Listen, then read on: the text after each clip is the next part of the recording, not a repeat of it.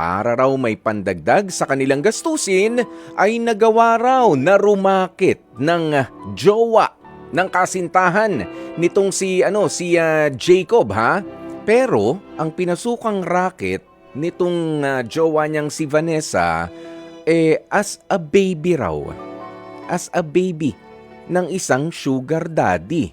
Aba, ang ikinakasama lang daw ng loob nitong si Jacob wala naman daw dapat na pagkagastusan o pag-ipunan ng malaki. Bakit pa raw naghanap ng sugar daddy ang kanyang jowa? Mula po sa Laguna, kausapin na nga natin itong si Jacob. Jacob, magandang tanghali sa'yo. Good afternoon, Kuya Poy. Jacob, ano nangyari kay Vanessa? Bakit siya ganyan? Gano'n na ba kayo katagal na magkarelasyon? Ano pa lang po, more than a year. Oh, okay. Kumusta ba si Vanessa nung magkakilala kayo? Ganyan ba talaga siya pagka may pangangailangan kumakapit sa patalim? Hindi naman po. Actually, parang kaya rin kami talaga nag-away. Parang nagkaano ngayon. Dahil parang first time po ito mangyari. So, hindi ko rin siya mag-get kung bakit niya nagawa. Kukumustahin ko lang rin muna, meron ba si Vanessa, sabi mo kasi wala namang dapat na pagkagastusan o pag-ipunan ng malaki, pero sa pamilya nila, wala bang bigla na ngailangan, merong medical condition, may nagkasakit, biglang ura-urada at wala nang ibang paraan. Ito na lang yung naisip nitong si Vanessa, wala bang ganun? Yun nga po wala naman pong ganun Kaya hindi ko rin maintindihan talaga sa kanya. Okay. Ito bang girlfriend? Ikaw ba, Jacob, ay naghahanap buhay na?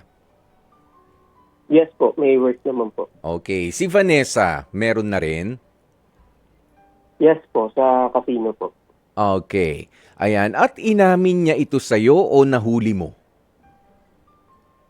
Actually, nakita ko lang po sa phone niya na meron po siyang kausap. Kaya doon ko po siya kinonfront. Sige nga, kwento mo nga sa amin yung eksenang yun. Yung time po na yon parang naliligo po kasi siya Tapos parang may kinailangan lang ako i-access sa phone niya. So nakalimutan, hindi rin siya naka-unlock at that time. So kinuha ko po biglaan. So yun po, parang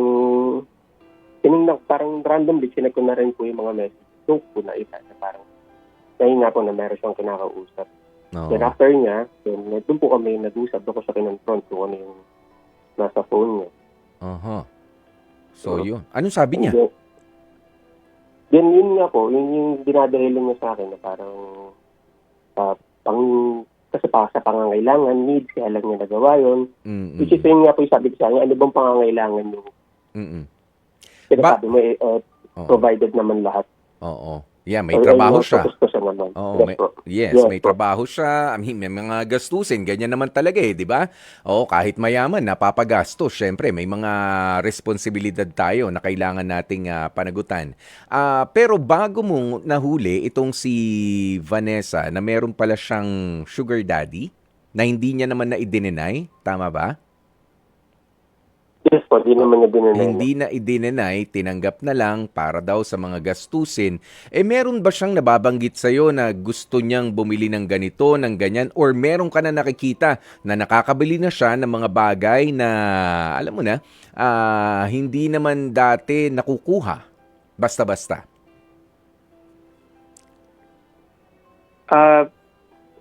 Hindi naman po sa more on sa libre. Parang na itong mga nakaraan, parang napapansin ko na nagaya siyang lumabas, pumunta sa ganito. At minsan nililibre na ako. So yun po yung medyo nagbago. Dahil sa gamit, parang wala pa naman po ako napapansin na malaking gamit talaga. Walang ganon, Walang, hindi siya nag-i-invest sa mga mamahaling mga bag. Hindi siya nagbabanggit na meron akong gustong bilhin na kotse. Yung mga ganyan. Meron po, pero ang kala ko kasi parang usapang pangarap lang. Kasi ako rin naman po meron, gusto ko rin naman po yun. So kala ko parang normal na usapan lang po. Oo, mga damit kaya na kinahihiligan. Kasi di ba meron tayong mga material na bagay na kahit na tayo ay mga napaka-humble lang na tao, meron tayong mga gusto pero pinag-iipunan, pinagtatrabahuhan. Pero yung sa kanya, wala kang nakita talaga na teka lang, ba't parang sunod-sunod yung pagkakaroon niya ng mga bagay na ganito, mga alahas kaya o pera? Yung panlilibre niya sa'yo, ano ba yan? Ito ba yung mga hindi sa mga putyo-putyong lugar na panlilibre lang? Talagang medyo tumaas yung yung presyuhan sa mga lugar kung saan kayo nililibre?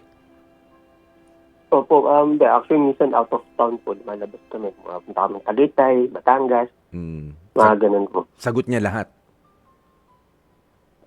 Mostly po, pag yung malalayo. Pag siya yung nagaya, yun, sabi No. niya, libre niya. Oo, at dumalas na rin ito. Yes po, medyo mas dumalas. Kasi dati po halos parang wala talaga.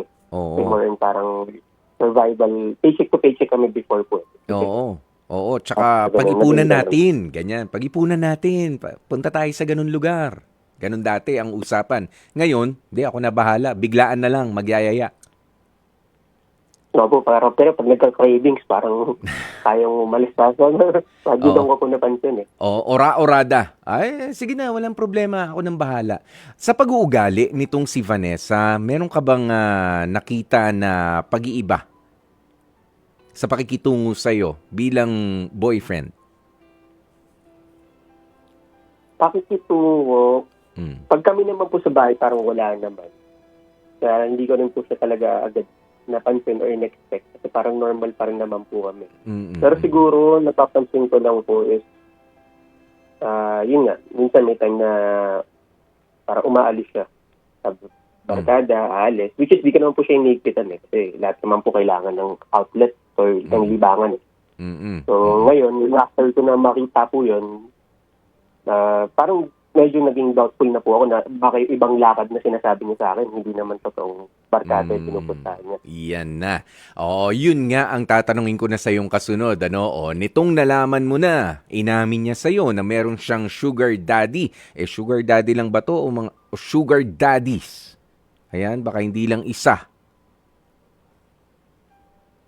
Parang isa lang naman po. Kasi feeling ko pag marami po yan, may iPhone 17 Pro Max 2 terabyte yan.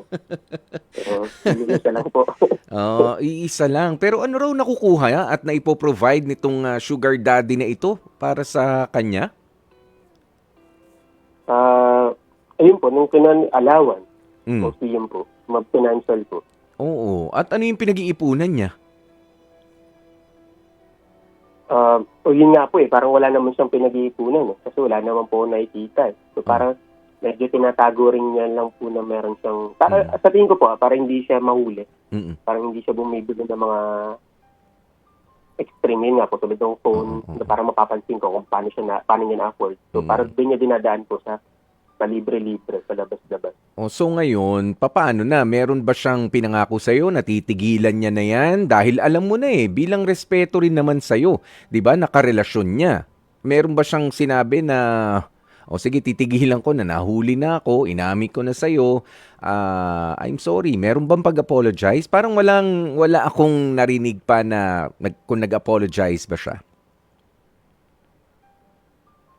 Nag-apologize naman po, pero more on, ayun nga po parang meron pang sugar coating na sasabihin kasi na ginagawa lang niya yun para, yun nga po, pang tustos, pang need.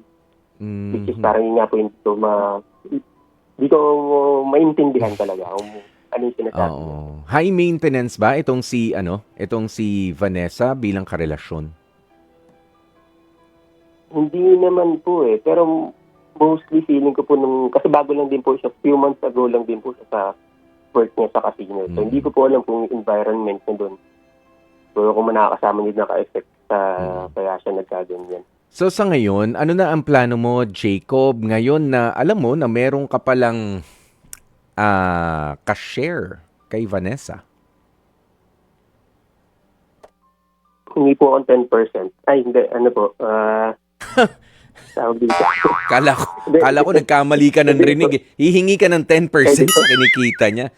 Kinonsinti mo pa, ikaw talaga. Actually, ano lang po,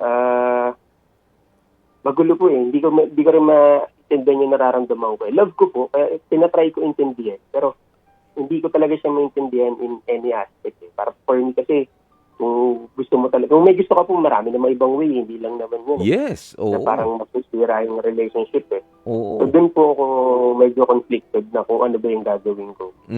Hindi mo Okay, kayang iwanan itong si Vanessa nang dahil diyan hindi ikaw yung tipo ng lalaki na ganoon. Hindi po eh. Kasi, yun nga po, tinatry ko siya intindihin. Oh. Pero somehow, mas manangigibabaw pa rin yung parang galit, saka yung sakit na ba't niya nagawa yun. Pero, more on leaning po ako dun. Pero kahit pa paano, may love pa rin na natitira. So, binibigyan ko siya ng chance na kung ano ba yung gagawin niya. Okay. Pero wala ring remorse. Wala ring kumbaga pinaiintindi lang sa'yo kaya ako ginagawa ito. Wala rin siyang nag-apologize pero walang promise na titigilan ko na. So po, parang ganun na rin po. Parang So, ganun ibig nga po sabihin, yung- parang kinukumbinsi ka niya, unti-unti na tanggapin mo na lang to. Isa lang naman itong sugar daddy ko. Yun ba yun? Parang nga po eh. Hmm. Actually, parang ganun naman. Pero, seriously, Jacob, lalaki sa lalaki, ikaw ba yung tipo na papayag na, syempre, inaalagaan mo ang relationship ninyo? More than a year na ang ang relasyon na pinangangalagaan mo, tapos malalaman mo na yung labi na hinahalikan mo ay meron palang ibang dumadampi dyan, at nagpapabayad yung labi na yun? O kung ano pa man, labi lang pinag-uusapan natin para kaya mong sikmurain yun, Jacob? Hindi po, actually, hindi po. Mahirap po. So, papaano mo pa na-express o papaano mo pa nakakausap at papaano ka rin nakakausap ng mata sa mata nitong si Vanessa kapag kaganyan? O iba na yung pagturing? Iba na po. Actually, after po nun, parang naging casual na lang eh. Parang naging magka-roommate na lang po kami, magkasama na lang. Pero wala na. Iba na po. Alam mo, Jacob, of course, sabi mo nga, mahal mo eh. 'Di ba? Mahal mo si Vanessa. Pero at some point, kailangan mo ma-realize yung worth mo rin naman. Ibig sabihin ba niyan ay tatanggapin mo na lang na hindi ka enough para sa kanya? Hindi enough yung pagmamahal mo? Hindi enough yung mga pangarap ninyo sa future ninyo? Dahil kinakailangan pa ng isang sugar daddy na tumulong sa inyo. At, sorry, pero kailangang siguro i-redefine mo yung pagkakakilala mo sa salitang self-respect.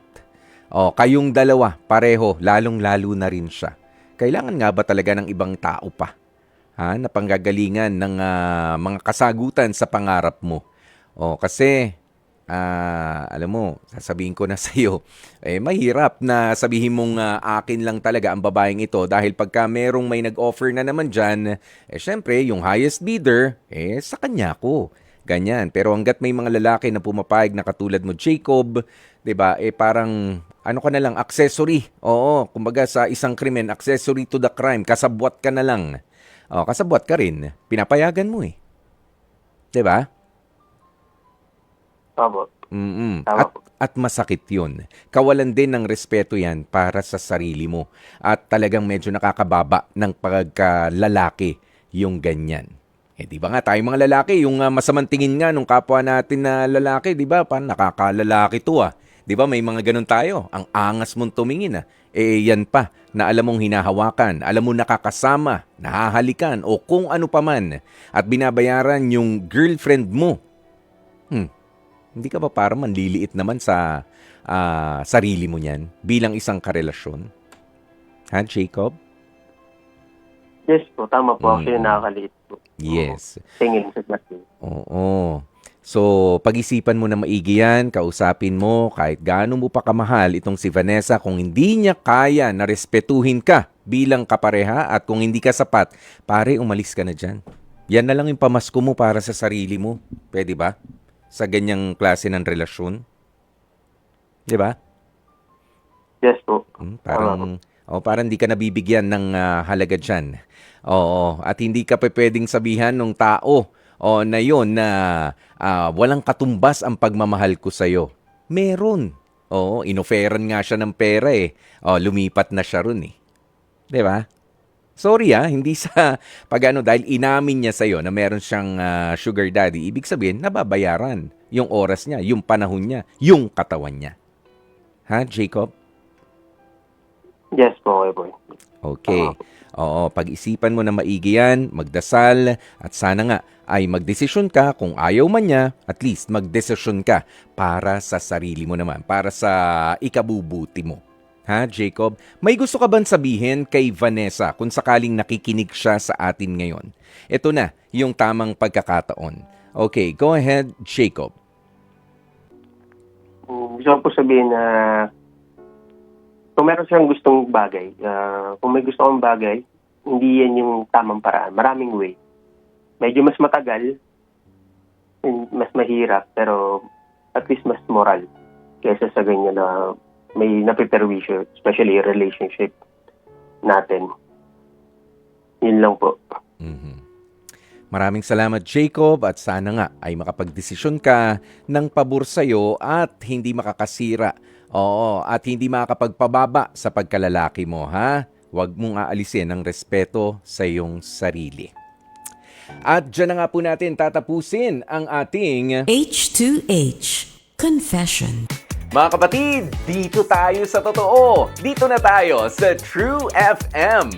Mag-subscribe at mag-follow na sa social media accounts at True Network PH sa FB, Instagram, X na dating Twitter, YouTube, TikTok, and podcasts.